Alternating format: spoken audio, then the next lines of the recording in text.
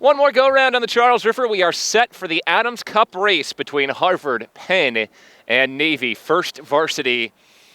Crimson looking to win the Adams Cup for the 18th consecutive season. They have won it 49 times overall with Dave Peresky. I'm Bill Spalding. Harvard 4-1 on the season, ranked 5th overall. Just a 2.5 loss to a very talented Princeton team last week. So they're raring to go against Penn and Navy, teams ranked 12th and 13th in the country. Yeah, and Navy always races and the top boat's really tight, and so this is going to be a tough race for Harvard, and they're going to want to avenge the loss last week, and they may or may not have heard the result with Princeton and Yale being very tight, so it'll be important to show well today. You know, you've got this tune-up, and then you've got Northeastern next week, so there's not a lot of times left to really test yourself before you line up, and it really matters. Give you the lineup for Harvard. Sophomore Cole Durbin is the coxswain. Sophomore Connor Harity is the stroke. Senior James Croxford in seat number 7. Senior James Johnston in seat number 6. Then it's junior Ross Jarvis in seat 5. Sophomore Jack Kelly in seat 4. Sophomore Alexander Richards up to the top vote, rolling in seat 3 today. Sophomore Sam Hardy in seat 2. And freshman Arthur Doyle, the bow seat on the Harvard varsity 8. Penn again keeping their lineups under wraps, so just the usual 8 for the Quakers in their boat, which will be at the top of the picture. For Navy, an experienced crew. Their varsity 8 last week was all 8 seniors. This week it is 7 seniors and a junior, along with a sophomore coxswain Eli Wood. The stroke is senior Michael Hamp. Then it's senior Chris Lent in seat 7, senior Tim Tracy in seat 6, senior David Sands Jr. in seat 5, senior Julian Hagberg in seat 4, senior Stryker Smith in seat 3, senior Christian Mellos in seat 2, and the bow is the junior Sawyer Rogers, up this week from the second varsity to the first varsity. Yeah, and you can see the Navy guys. I mean, they're big. They outweigh our guys by at least 10 pounds each. I don't know what Stryker Smith's military assignment is, but you feel like a guy with a name like Stryker was born to be a fighter pilot for the Naval Academy. Yeah, probably. Yeah, he's probably going to twist some heads off. So Navy in the middle, Harvard at the bottom, and Penn at the top, racing for the Adams Cup. And you can see the winds picked up here a little bit. Guys continue to have to paddle their boat back to the port side. Conditions, at least in the first 500, are not as clean as they were earlier in the morning. And this is where the wind really whips in when we're right out here in the wide open basin before you get at least under the bridge and things get a little bit cleaner. Still, compare this to last week in those races against Princeton. This is great. Princeton had those white caps by the time we got to the first varsity race. Yeah, and just quick man bun check. I think we got a 0 again. No man buns. So just the 1 today in that third varsity race for Penn. He brought it.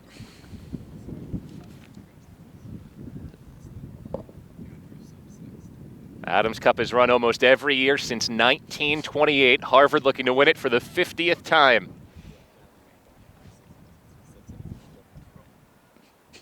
Crimson, Navy, and Penn.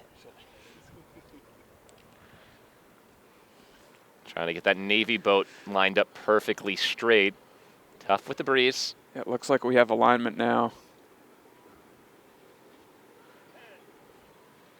All right, official making the final checks. Harvard, Navy, and Penn set to go in the race for the Adams Cup, and they're off. Quick starts, clean starts for all the crews so far. Navy with a little bit of chop. But Penn looking clean off the start as well. Harvard ranked 5th, Navy ranked 12th. Penn having a pretty good season for its recent standards. The Quakers ranked 13th in the country. I got Harvard at a 43. Navy a little bit higher at 44. Harvard's gotten out to a quick lead early, though, as they have really rode strong off the start in the opening 200. Yeah, Harvard is moving aggressively here in this first 500. I'd say they've got at least 4 seats over this Navy crew already. Taking no prisoners early here in this first 500. 7 of the 8, the same for the Crimson this week as last week. The only change, sophomore Alexander Richards in that 3rd seat, and he looks good early on for Harvard. Yeah, and I think important to note, the Penn crew is sticking around here. They have, probably 4 seats over the Navy crew, so decent overlap still with that Harvard crew. Big race for positioning in the rankings for Penn and Navy. Navy entered this week ranked 12th, Penn 13th, so Penn could pass Navy and maybe more in the rankings if they finish in front of the midshipmen. Yeah, that's right. I got Harvard still rowing high here at a 39. And Penn, through the first 500, I'd say they still have 4 seats of overlap.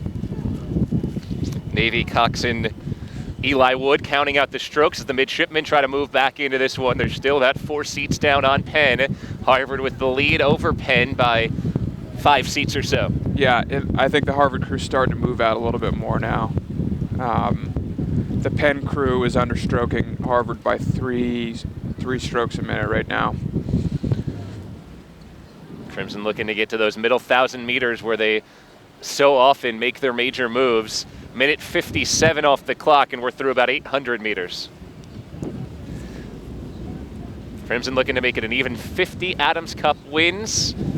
Win for an 18th consecutive season. Penn looks like they're taking a move here and have dug back into the Harvard crew. As we said before, the racing for this cup has always been really tight. Yep. And so Navy's not out of it. They still have contact. Penn definitely taking a move here, understroking Harvard as well, so something to watch. Navy about 6 seats back on Penn. Harvard with the lead on the Quakers by close to the full length of the boat. Yeah, and I think we're going to see a big 20 from Harvard here through the bridge again. So Harvard's definitely got open now over Navy by a seat or 2. Almost open water on Penn as well as we reach that midway point. And looking to break this one open on Penn. They've got 7 seats probably over the Quakers. Cox and Cole Durbin on the count right now as Harvard in the midst of a move trying to gain on Penn.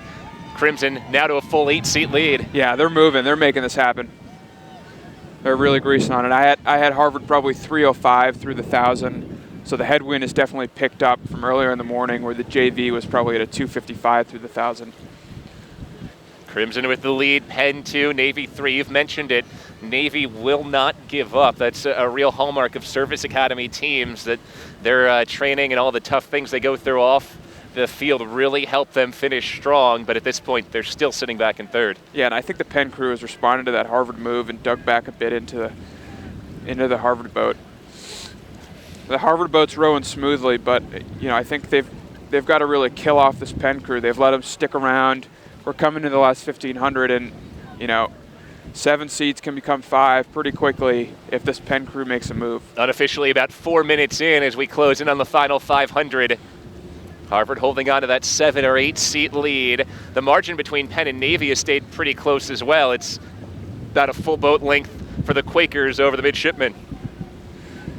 Yeah, and you're probably going to see Penn try to throw the kitchen sink at Harvard a little bit early here to try to make something happen, because 8 seats is a lot, and you need a lot of runway to try to take a win away from a crew like that. Cox and Cole Durbin just took a look to his right, and now another one over his shoulders. He keeps tabs on that Penn boat.